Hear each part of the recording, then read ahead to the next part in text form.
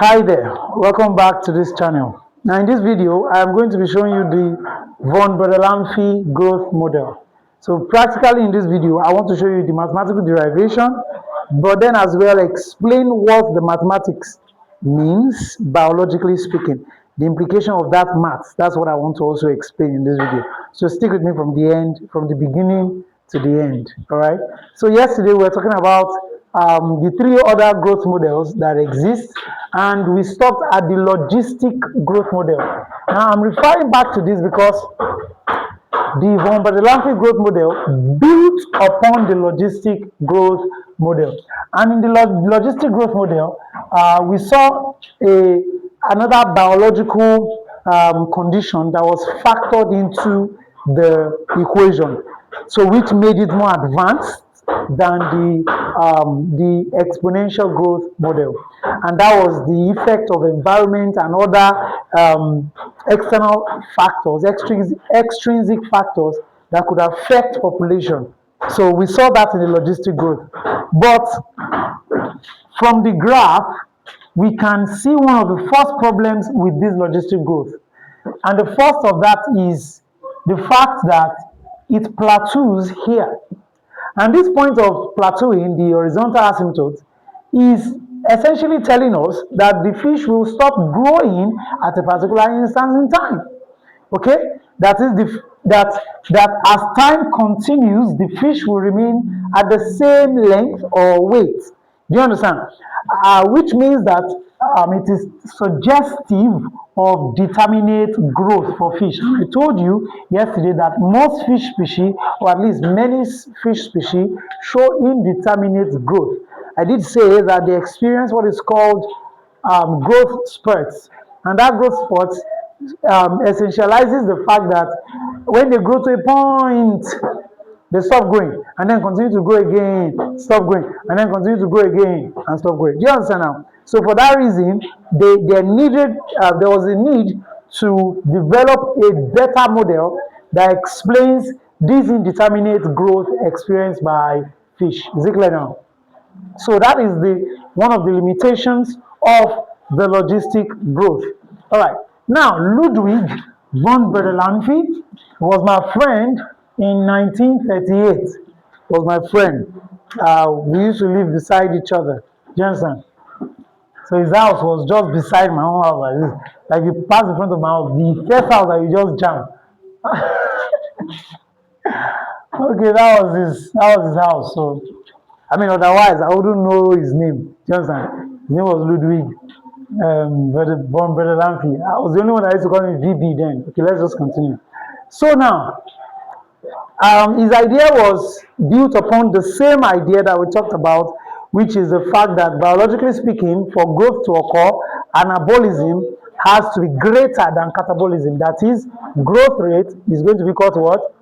Growth rate is going to be equal to what? Or growth is going to be equal to, so not growth rate, growth is going to be equal to anabolism minus catabolism. So we are going to be deriving the idea based on this. Is it clear? Now, but of course, we are talking about the increase in length of the fish, right? The increase in length of the fish. Now, mathematically speaking, his model says the mathematical derivation, mathematical expression. Now, his model says that the rate of growth or the rate of increase in length, dLdt, is directly proportional to the difference between the maximum attainable length of the fish minus the length at a particular period of time. I'm gonna re-explain that. The rate of change in length of the fish is going to be directly proportional to the difference between the maximum attainable length of the fish and the length at a particular period of time. Let me explain that in context. That the speed at which the fish will grow will be dependent upon the difference between its asymptotic length and its length at a particular period. What that means is, if the maximum attainable length of a particular fish is 80 centimeters, keep in mind, this is not this is not to say that the fish will stop growing. But you see, um, fish have biological differences, those genetic factors that describe the way they grow. Do you understand now? So, okay, where was I? That biological whatever that Here's my point. The asymptotic length is it's called the average asymptotic length. That is the maximum length, the theoretical maximum length that the fish can attain. Is it clear? So the difference between that length, if in this case it is 80 centimeters, and our fish is 30 centimeters long, it means that the space between it is 50 centimeters, isn't it? It means that it has a lot of space to still cover, meaning that it can still grow fast. But the moment this fish gets to about 70 to 75 centimeters, the rate at which it will increase, it still has space to increase, but the rate at which it will now do it will begin to what? Diminish. Is it clear now? So it is direct proportional to the difference between the maximum attainable length and the length at the given period of time. All right. So we can make this into an equation. Then we have dl dt is equal to k L infinity minus L sub t. And of course, this is dl sub t, dl dt, So we are going to do separation of variable. It's also first order differential equation. Separation of variable, this guy comes down, this guy goes up. So we have dl dt is equal to, dl over L sub infinity minus L sub t is equal to k dt. Does this make sense? So from here, we can say integral of 1 over L sub infinity minus L sub t dl is equal to integral of k dt. K dt. Now, the k came about by the introduction of equality sign, okay? So, just in case you don't understand. And if you have not seen the video of yesterday, I'll link it in the description so that you can check, okay, so that you understand how we built upon this idea. Now, if you integrate 1 over L sub infinity L sub t, it's going to give us negative ln L absolute value of L sub infinity minus L sub t, and it's going to be equal to integral of a constant will give us kt plus c. Integral of constant dt will give us kt dt. Is it clear? Meaning that we are doing k, this is basically what we did here, k integral of dt. Is it clear? So that is 1 dt, integral of 1 is going to give us t, and k times t, kt. Is it clear now? All right. Is it that boring? All right, so from here we have minus log base exponential is what? L sub infinity minus L sub t equal to kt plus c. From here, you know that, where were we please? From here, you know that since I have log here, I could put this negative power, I could put it here. If I put it here, it will become log to base exponential of L sub infinity minus L sub t all raised to power minus 1 is equal to kt plus c. Do you understand now? So then we can now take this to that side so that it becomes L sub infinity minus L sub t, Lt raised to power minus 1 is equal to e raised to power kt plus c. Isn't it? So from here, inverse of this will give us inverse of this as well, right? Inverse of this. So what do we do? What do we do to make that happen? We could do this. Watch. I'm going to take If I multiply both sides by -1 power, so it's going to be this times -1, so it becomes positive, and this side times -1. So L sub infinity minus L sub t will be equal to e to the negative kt minus c. Is this clear now? Because negative will mean inverse of this, and inverse of that will mean negative of each of those powers. Is it clear now? So this one goes there, and then we have this guy goes there, and this one comes here. So L sub t becomes L sub infinity minus e to the minus kt plus c. But this is our equation, though, no, minus rather. But this is our equation.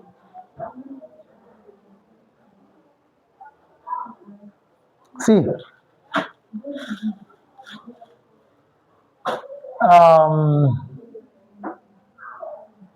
we are not done. L sub t becomes L sub infinity minus e raised to power minus kt. You see, this is the same as e raised to power minus c. Make sense? So that e raised to power minus c will become the initial condition. If you saw the video of yesterday, you understand what I mean by initial condition. What that means is L sub t is going to be L infinity minus e to the minus kt dot L sub infinity. Do you understand that now? So we are saying that e to the minus c is what? L sub naught. Okay? So we can generate a value for L sub naught. So we'll say that, so our equation is this now. This is our equation. So from this equation, let's call this equation 1. But let me write it. It becomes L sub t equal to L sub infinity minus e to the minus, no, L naught e to the minus kt. Okay? So to generate an expression for L naught, initial condition, initial condition, what will happen is we can take time at time t equals 0. You know, t at time t equals 0 is the hypothetical time when the fish has 0 length, right? So it means that L at time t equals 0, L sub t equal to what? 0. Meaning that 0 is equal to L sub infinity minus L sub naught e to the minus kt. So that we have, this comes here, L sub naught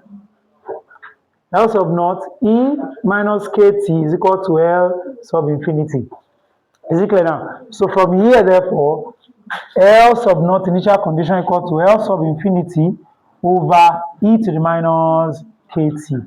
Or I could write that as L sub infinity e to the positive kt, because negative gives us positive. Is it clear now? So from here, we can now use this to replace L sub naught in our equation. Let's say this is equation 2. So sub equation 2 in 1. Is that clear? So what's equation 1 again? That guy, L sub t equal to L sub infinity minus L sub naught e to the minus kt. So this is this. So this guy enters here, becomes L sub t equal to L sub infinity minus L sub infinity e to the kt. Do you understand now? I think I've done rubbish.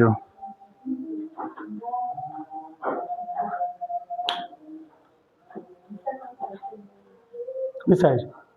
This side. Is there any mistake here? There's no mistake here. This one is L sub naught. What mistake am I making? Oh, there is no mistake here now. Some big guys said there was a mistake. So this is our equation 1. So by the time we substitute this guy for L sub naught, it becomes L sub t equal to L infinity minus L infinity e to the kt dot, okay, sorry, here time is 0, right? Time t naught, it will be t naught will be 0. That is time when the growth is 0. So here it will be t naught here to T naught. Is it clear now? So here is T naught, T naught. It's not just the normal time again. That was a mistake. So this will be T naught times e to the minus kt. Is it clear now? So from here, therefore, we could say that L sub t will be equal to L sub infinity is now common, right? Between 1 and minus in exponential kt naught minus kt, close bracket. Is this clear? So, but from here, we cannot subtract hypothetically an hypothetical time from a real time. Is it clear? As in, for example, this will be lower than this. Do you understand? So for that reason, we are going to do a mathematical manipulation that will bring that guy here, which is basically to multiply by negative. So it becomes L sub t equal to L sub infinity into bracket 1 minus e to the minus into bracket kt, so that to show minus here inside. So it will look like we have not changed anything. Then here minus again to show positive by the time we will. Do you understand now? Kt naught, close bracket, close. Let's use a square bracket here as well. Close square bracket. If you open this bracket, you see that you get this. Do you understand now? So from here, therefore, I could say that L sub t is equal to L sub infinity into bracket 1 minus e to the minus k is common. So k into bracket t minus t sub naught, close. Let's use curly bracket. Close curly bracket. And this is the equation. So that's the von Bertalanffy equation. All right. But what about the weight version of this equation? The weight version. You know that this is the length. This is the length version. Make sure you are listening to me. There are not some people. So the weight version will look like this. Are you enjoying? Are you understanding it? Oh, okay. Okay, so then the weight version. Recall that weight is actually equal to a particular constant times L raised to power b, length raised to power b, where b is the factor that tells us the kind of growth that the fish undergoes. You see, it is such that if b value is greater than, is equal to 3, the fish undergoes what is called isometric growth. If the b value is less than 0, less than 3 rather, the fish undergoes what is called negative allometric growth. Is that clear now? Growth here. Now, if the b rather is greater than 3, then the fish undergoes positive allometric growth. Is it clear now? So this b is a very, very important factor. Is that clear? However, there is something about this too. Before I show you the von Bertalanffy model, okay, let me show you the von Bertalanffy version of this equation, of weight equation. Then I'll now show you how we normally plot a graph of this equation after linearization. All I want to show you is the linearization. Then I'll show you the way the graph is, and that's it. At the end of this, I'll also show you the von Bertalanffy curve so that you will see how it explains this thing. All right. So here, recall that W is equal to A L sub T raised to power B. Makes sense? And L sub T now, and L sub T is what? L sub infinity into bracket 1 minus e to the negative k t minus t sub naught, close bracket, right? So we'll swap this guy into the equation. It becomes W at a particular time, weight at a particular time, is going to be A into bracket L sub infinity. So let's use curly bracket here, square bracket here, 1 minus e to the minus k t minus t naught, close square bracket, close curly bracket. So all raised to power b now. All raised to power b, because there is b here. Makes sense? So from here, what can we do? there's something we could do, okay? We could split this guy on this and this separately. So it will now be, so if we split this guy here, it becomes W equal to A L sub infinity raised to power B. Do you understand now? This B, I split it on this guy, open bracket, 1 minus e to the minus, let's just square bracket, minus k t minus t naught, then raised to power B. And this is the weight version of the von Bertalanffy model. This is the weight version. Now, there's another thing. Now, if you want to plot this equation, okay, no, let me show you the graph of the length equation again. The graph looks like this, and I'll explain what that graph tells us, why it is one of the best model, why it is one of the best model. You see, this point here is its L sub infinity, asymptotic length. One thing you will see is that it is not plateauing, right? It is not plateauing. It is, but it is slowing down. It is slowing down because you notice that the rate of growth is not as fast here. You notice that it experiences exponential growth here, which makes sense because during the juvenile and fingerling stage, the fish experiences exponential growth, as well as in weight as well. Increase in weight is exponential. So, but after a while, when the fish attains senescence, okay, or due to, senescence, there is higher catabolism than anabolism. So for that reason, the fish, the growth will begin to, it will still continue to grow, okay, but it will slow down. Just now, it will slow down, and that's what this graph tells us. That's why it's the best graph for modeling this thing, the fish growth. I mean, there's also another model called the Gompertz, but I'm not going to be covering it here. If you want me to cover the Gompertz model, let me know in the description section, in the comment section. Let me know if I should cover the Gompertz. This guy too was my friend in secondary school. He liked beans. Okay, so, like I said, yes, he liked beans. He did not believe me. He liked beans, that guy. Beans and Gary, that's why his name is Gompertz. Neville, I don't do anything. Alright. Maybe she's feeling out that Master is already.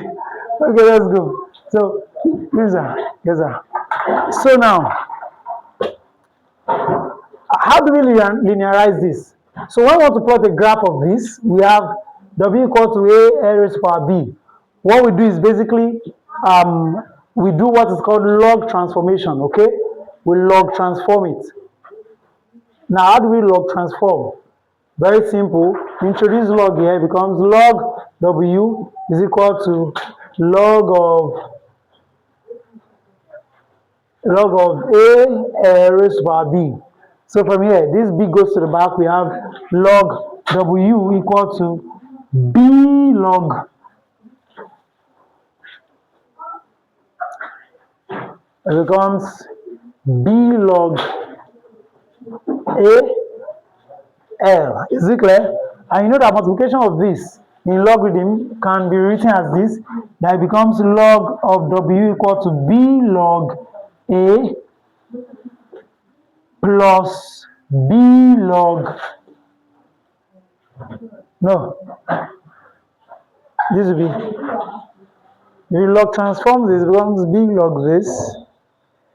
So I'm B log this is the same as B log A plus log B. B log L rather. B log L. Is it clear now? Where log is to base 10 here. Is it clear? So now,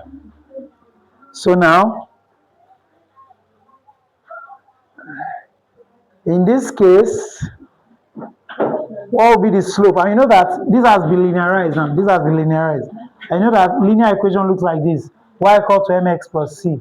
So what will be this will be the dependent variable, independent variable, and the slope is this guy, right? So it is this, so our slope will be b. Is it clear? So b log, this is going to be our y-intercept. So intercept is going to be b log a, but the slope will be what? The slope will be b. No, the slope cannot be b. What would the slope be? B log a. Yes, the slope will be b, I guess. The slope will be b, yes. The slope will be b. Okay, well, slope is attached here as well, but the point is, when this guy is 0, intercept is, how do you log transform this now? Log w equal to log of a, yes. Okay, let me prove that. Let me just quickly prove that to be sure that I did the right thing. If I said 2 times 2, if I say no, something like 4 times 2 all raised to power, 4 times 2 all raised to power, let's say all raised to power 3, for example, it's only L that is raised to power 3. Okay, yes. It's only L that is raised to power 3. So it is supposed to be, if I say log of this, base 2, for example, yes, there's a mistake here. I mean, this will become log of 4 times 8 base 2. That becomes log of 32 base 2. That becomes 5, right? So if I wanted to do this, it will become log of 4 base 2 plus log of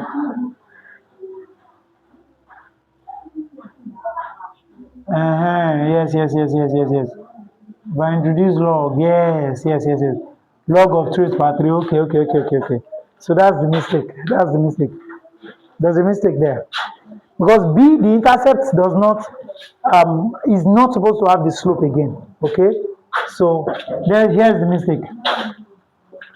When you log transform it, you are going to have the log of w equal to log of a plus log of L to the b. Is it clear now? So log of w therefore becomes log a plus b log L. Is it clear now? So this is the equation. This is the actual equation. So that our intercept, our y-intercept is going to be what? Log a. And the slope of the curve, of the straight line, okay, is going to be what? B. Is it clear now? All right. So that is the log transform. I mean, at the end of the day, we're going to, if we plot a graph of this, using a set of data, we're going to get something very close to linear equation. All right. So that is it for the von Bertalanffy growth model. If you want me to solve questions on it, do let me know in the comment section. I'm going to solve questions. God bless you.